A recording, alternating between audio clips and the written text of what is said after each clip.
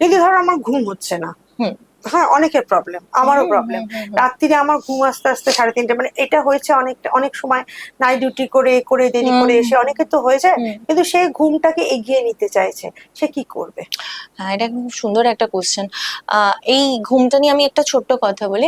লাস্টে কিছু রিসার্চে দেখা গেছে যে 37% মানুষের হার্ট অ্যাটাক হচ্ছে শুধুমাত্র অ্যাডিকুয়েট, মানে ঘুম হচ্ছে না বলে।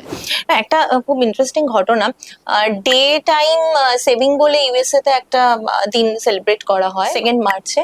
তো সেখানে কি হয়, তোমার দুটোকে তিনটেতে করে দেওয়া হয়, মানে 2 AM থেকে 3 AM এর এই একটা ঘন্টাকে এগিয়ে নেওয়া হয়। দেখা গেছে 25% মানুষের হার্ট অ্যাটাক হয়েছে, মানে বেশি 25% বেশি মানুষের হার্ট অ্যাটাক হয়েছে এই দুটো দিনে, মানে শুধুমাত্র 1 ঘন্টা কম ঘুমানোর জন্য। আবার সেরকম ভাবে নভেম্বরে 1 ঘন্টাকে পিছিয়ে নেওয়া হয়েছে, সেখানে দেখা গেছে 20% মানুষের কম হার্ট অ্যাটাক হয়েছে। তো ঘুম ভীষণ ইম্পর্টেন্ট। আর এখনকার দিনে ঘুমের এই না হওয়াটা তো অবশ্যই টেনশন রয়েছে, লাইফস্টাইল।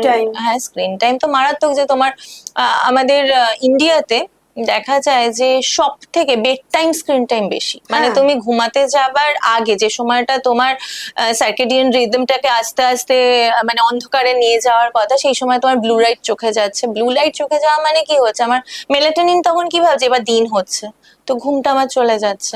না তাহলে কি ধরো যার ঘুম হচ্ছে না সে ডাক্তার দেখিয়ে ওষুধ খাবে, মানে ওষুধ ধরো খাচ্ছে, কথা বলি ধরো বয়স্ক যারা, হ্যাঁ যারা সিনিয়র সিটিজেন বা ধরো একটু বয়স হয়ে গেছে, তাদের ধরো ঘুম হচ্ছে না, ডাক্তারের কাছে গেল, তাদেরকে ঘুম দিল, ঘুম তো প্রেসক্রাইব করে, হ্যাঁ এবার প্রেসক্রাইব করলো, এইবারে তোমার কাছে যদি যায় সে কি উপকারটা পাবে?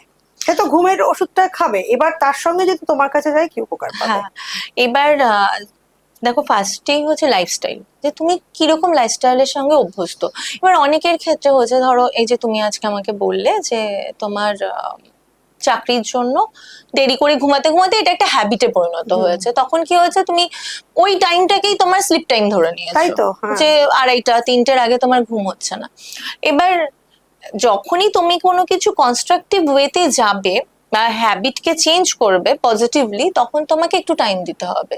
আমি সেখানে তাকে এটা বলবো যে ফার্স্টে 2টো সেশন অ্যাটলিস্ট হিলিং নেওয়া, সাউন্ড হিলিং, তাকে ওই সময় একদম ডিরেক্টলি থিয়েটার ওয়েবে তাকে নিয়ে যাবে। মানে এটা বুঝিয়ে বলো আমাকে। আচ্ছা, আমরা এখন যে কথা বলছি, এখন আমরা কিসের কথা বলছি, আমরা এখন বিটা ওয়েভ, মানে আমাদের মাথায় বিভিন্ন চিন্তা আসছে, তার সলিউশন আসছে, মানে আমরা যখন চিন্তা করি, কথা বলি, যুক্তি লজিক সমস্ত কিছু আমাদের হচ্ছে বিটা ওয়েভে আমরা থাকি।